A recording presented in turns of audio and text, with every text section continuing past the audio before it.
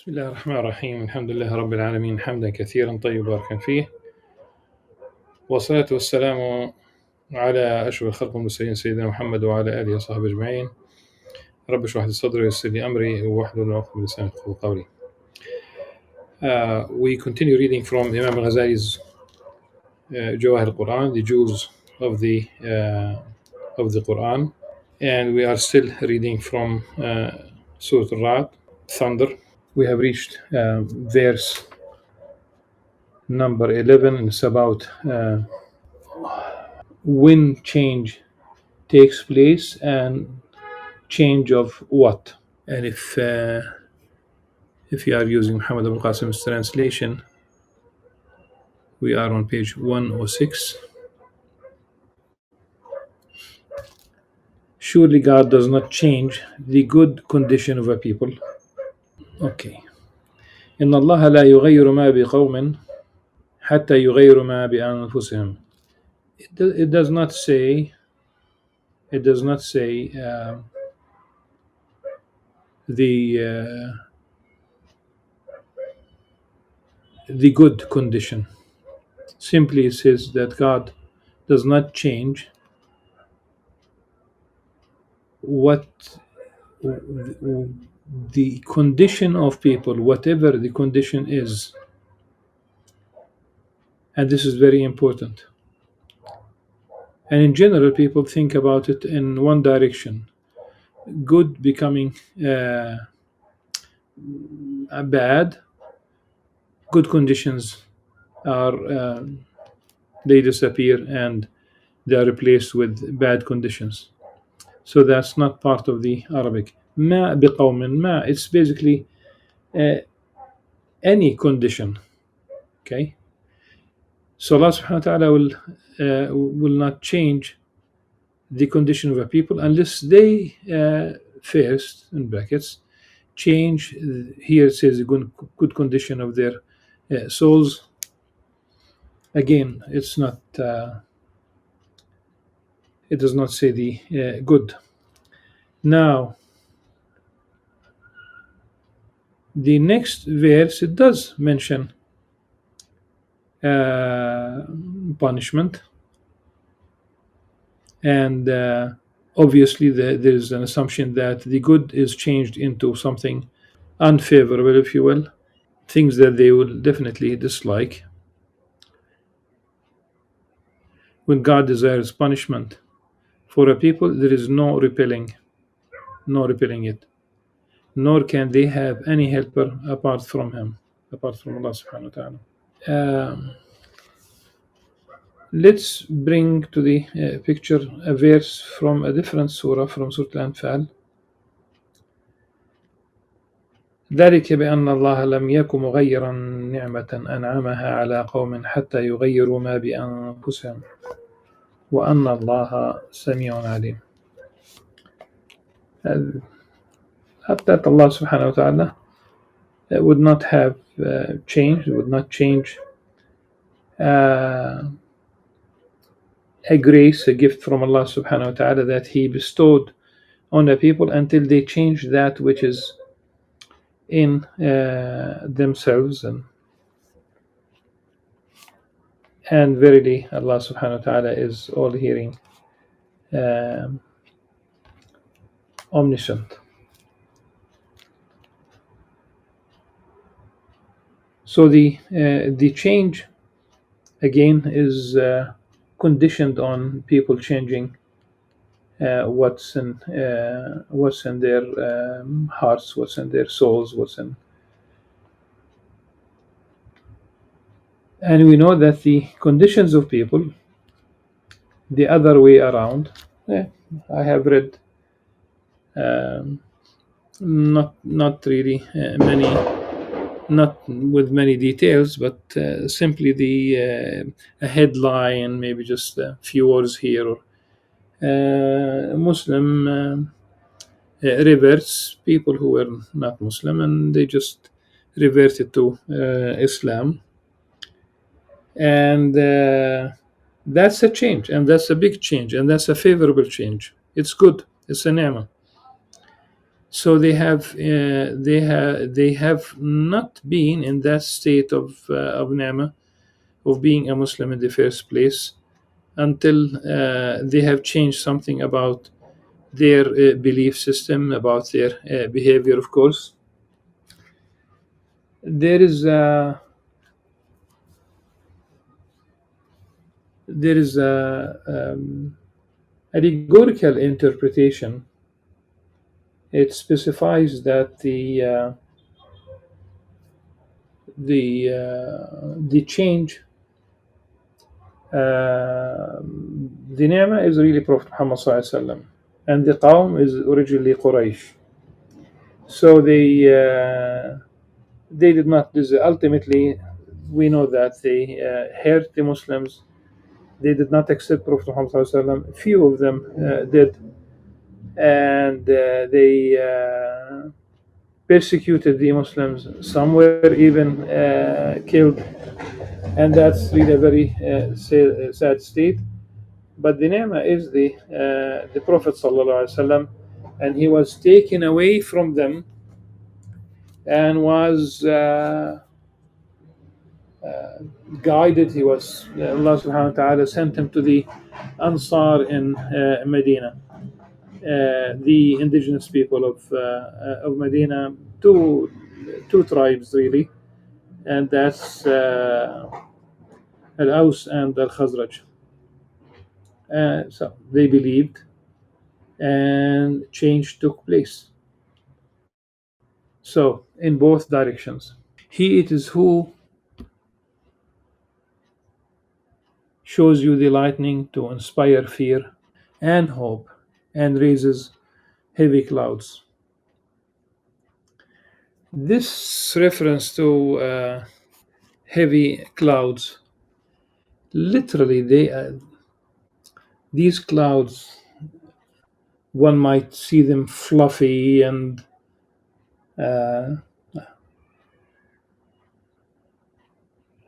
as if there is no weight. Literally, it could be hundreds of tons in a. If we talk about massive clouds, and subhanallah, they are hanging there in the air. The wind is directing them to where Allah subhanahu wa ta'ala has decreed. And it could be pure blessing, and sometimes it's a punishment.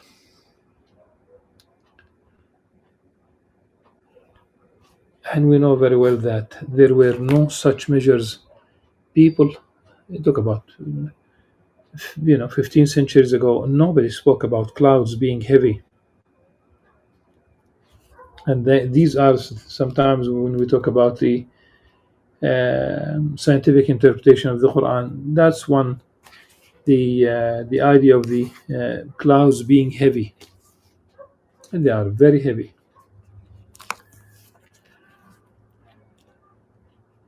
And sometimes we talk about the min jibalin fiha min barad. They are almost like mountains. Sometimes there are upward, let's talk about wind, upward movement, and if you are flying above the clouds, you might see massive, very very high clouds sticking out from amongst the clouds, like a very massive mountain. Subhanallah.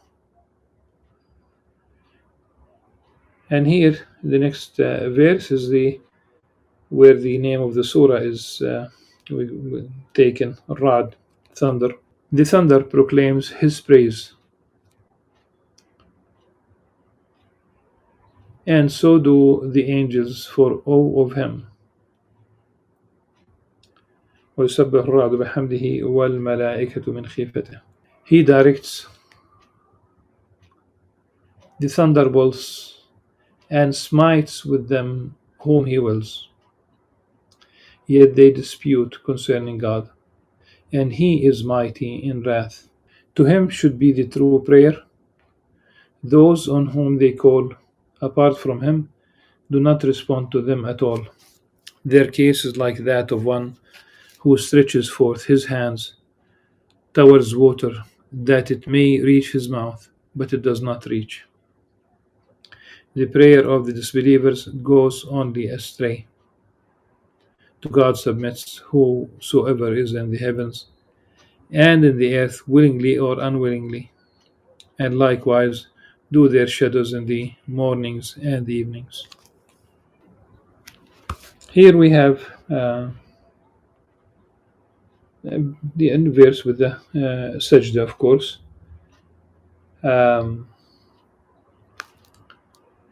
Because everything in the verse praises Allah subhanahu wa ta'ala. وَإِن مِّن شَيْءٍ إِلَّا يُسَبِّحُ بِحَمْدِهِ. The human beings and of course the jinn, we have free will to believe or not to believe, to mention the name of Allah subhanahu wa ta'ala or not to mention the name of Allah subhanahu wa ta'ala, to praise or not to praise.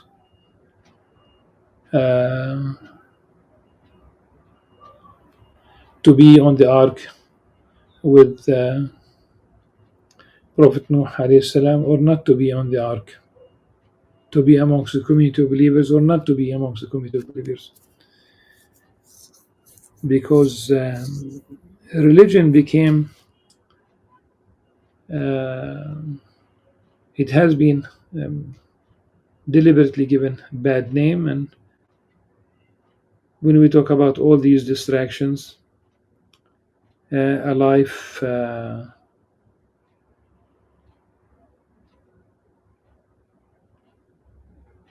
based on seeking pleasure.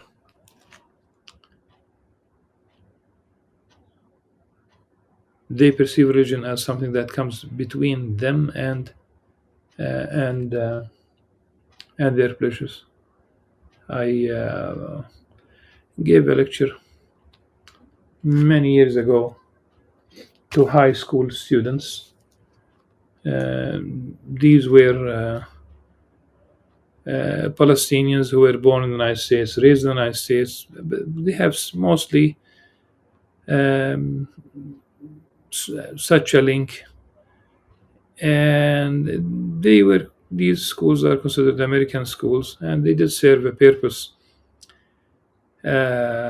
before the Second Intifada. So before the year 2000, many Palestinians, after the Oslo process agreement, many American Palestinians returned to Palestine. They built homes, and their children started studying at these American schools. So the principal invited me once to address those high school students and to speak to them about Islamic faith. And I remember I spoke about the angels as part of the lecture, and I said that the angels do not disobey Allah subhanahu wa ta'ala. They constantly worship Allah subhanahu wa ta'ala. And one of the students asked me, I remember we talk about Americans, this is very American, the question. The student asked me, but what do they do for fun? That's exactly the how they weigh any activity, that's how they understand the world. Fun should be part of the picture. There's no fun, then there's something lacking. So they want the angels to have a break. They want the angels to have fun. They want the angels, what is it? They want, what do they want? What they want the angels to go to Disney or to go to the beach, or to him should be the true prayer. Those on whom they call apart from him do not respond to them at all. Of course not. Their cases like that of one who stretches forth his hands towards water that it may reach his mouth, but it does not reach. The prayer of the disbelievers goes only astray. The image of the hand stretching, basat. So you're not making your hand like, the form, just like you can basically gather some water in your hand and sip. No, if a hand is extended, open, um, straight, you're not gathering your fist, you're not gathering your fingers together. If you dip your hand into inside the water, you will not get back water for you to drink. And such is the activity of the disbelievers. Even if they even if they pray to God, it's just like the same thing like stretching that hand. Nothing. It's not good. There's something. The cornerstone is not there. Tawheed is not there. They don't believe in the oneness of Allah subhanahu wa ta'ala. To God submits whosoever is in the heavens and in the earth, willingly and or unwillingly, and likewise do their shadows in the mornings and the evenings. The next verse: ask the idolaters, ask, in brackets, the idolaters, who is the Lord of the heavens and the earth? Then tell them, it is God. Again ask them, have you then taken beside him helpers who have no power to acquire benefit or to repel harm, even in respect of their own selves? Ask them, can the blind and the seeing be equal?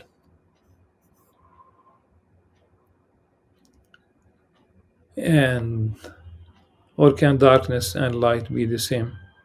Or have they assigned to God partners who have created the like of his creation, so that the two creations appear indistinguishable to them?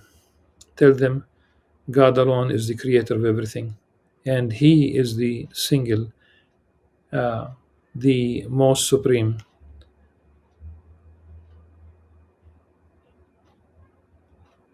He sends down water from the sky so that valleys begin to flow according to their capacity, and the flood carries swelling foam, zabad, in brackets, on its surface. A foam like it comes up from that which they heat up in the fire for the purpose of making ornaments or articles of domestic use. Thus God illustrates truth and falsehood. The foam vanishes like froth, while that which benefits men stays on the earth. Thus God sets forth similitudes.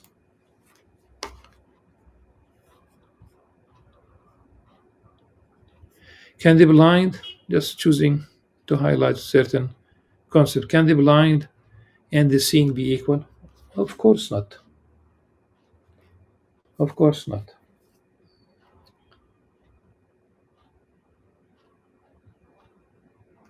But if we think about the meaning of the blind, there are two meanings. One is the first meaning that we should consider is the literally someone who a blind person who does not see. Um and a seeing person, obviously, is the opposite. Someone who could see the things that are uh, surrounding him, her.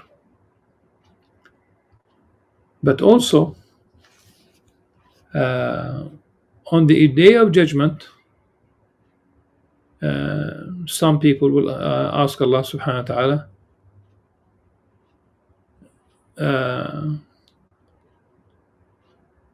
قال ربي لما حشرتني أعمى قد كنت بصيرا. They ask Allah subhanahu wa ta'ala, why did you resurrect me, a blind person, and I used to be a seeing person, meaning on earth in this life. So obviously there are two different meanings. He was blind. He was blind in this life. His eyes were wide open. He could see things, but he could not see the truth. Or he rejected the truth, blinded. We do say about ourselves. We get blinded. Uh, Sometimes we get blinded by the light. Uh, Sometimes people who are people ask. I it's There's a story about I think Umar bin Abdul Aziz entering the mosque in it must have been either Fajr or night because he could not see and he stepped on someone and that someone asked he did not know it's the Khalif and he simply asked a question, are you blind? Are you blind?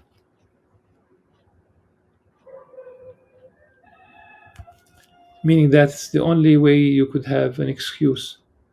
But blind, that's not really it's not only the person who has there's something wrong with his eyesight. It's about really not recognizing the truth, not recognizing the truth. Regarding those who associated things or people or with uh, with Allah subhanahu wa ta'ala, with God, did they create creatures the way He created? This reminded me of a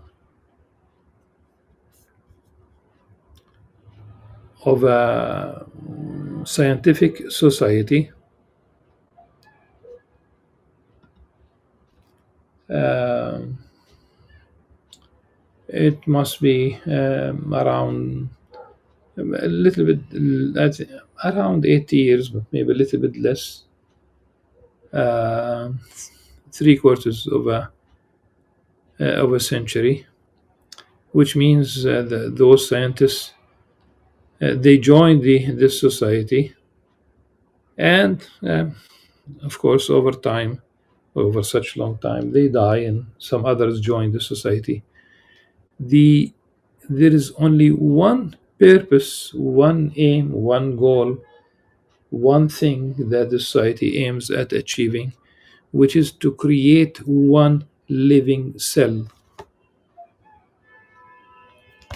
Today, it's fashionable. It seems that most physicists, most biologists in the West are atheists. And if you happen to be a believer, regardless about the differences between us and them, if they happen to be believers, then they are not welcomed in academic circles. They might not get money for research, etc.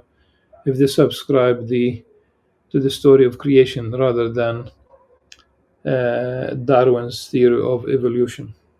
For those who respond to their Lord is the best, in brackets, reward, that is paradise.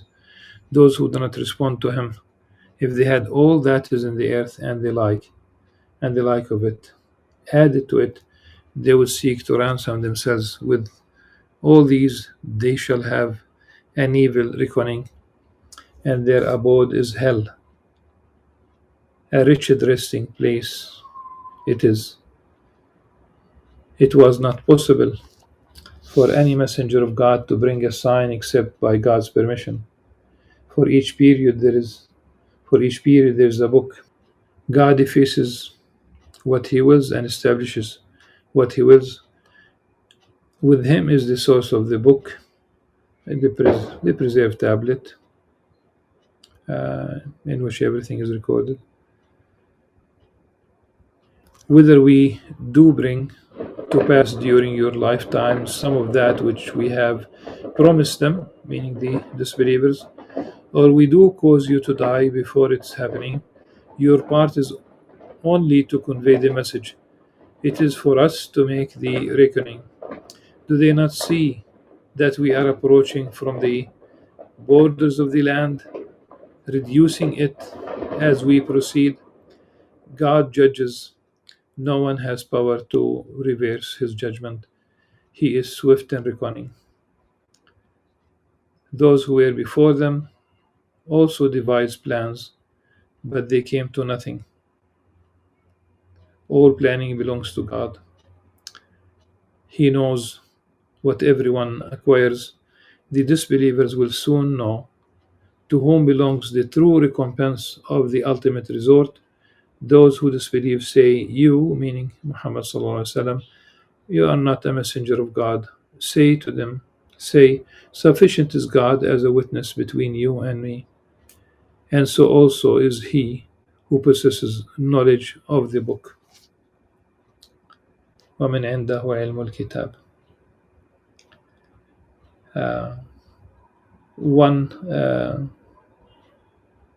one idea to continue with the notion of, because we did have many parts of these verses alluding to the signs in the universe, to these verses that necessitate talking about the scientific interpretation of the Quran. One of them is also here. أَوْلَمْ يَرَوْا أَنَّا نَأْتِي الْأَرْضَ نَنْقُصُهَا مِنْ أَطْرَافِهَا. So reducing the earth. Here says the land, it should be the earth, because it does not work with a piece of land. It's about the earth. This is really the story. So the question could be formulated today, and it has been formulated. And if you Google it, just write, does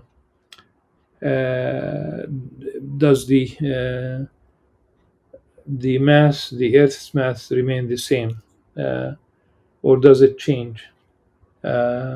We do lose through the atmosphere a large daily amount to the atmosphere. The mass of this earth also changes. I have read different numbers, but it's something that takes place on daily basis. And think even on a very, very minuscule level, when you basically take material from this earth and you create a spaceship, and you send it into, right now there is such a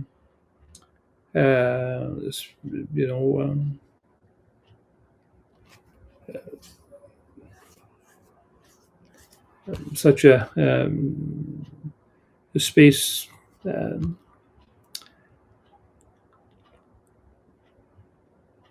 like these rovers that go to Mars. These we have something in interstellar space between our solar system and the next one. That's at the expense of the Earth's mass when you send something out. But at the same time, we do gain on daily basis also extra mass from the meteors, the leftover, that which is not burnt. But between that which we lose and that which we gain, the balance is in favor of losing part of the Earth's mass. This is subhanallah. أَوْلَمْ يَرَوْا أَنَّا نَأْتِي الْأَرْضَ نَنْقُصُهَا مِنْ أَطْرَافِهَا. Of course, they cannot really understand this at the time, but they question like other verses, and this is why, as they said about the Quran, لا تنقضي عجائبه, the wonders of the Quran, they cannot be exhausted. So the more we learn about what's going on in the verse, the more we understand the Quran itself. Subhanallah, the Quran Ask us to ponder upon the verse, and when we do, we understand certain parts of the Quran in a way that we did not understand before. Suffice it for this session, inshallah, and we'll in the next session we'll continue with the jewels from Surah Ibrahim 9 verses. Until then, subhanakallah wa bihamdik, ashhadu an la ilaha illa anta astaghfiruka wa atubu ilayk. Wassalamu alaikum wa rahmatullahi wa barakatuh.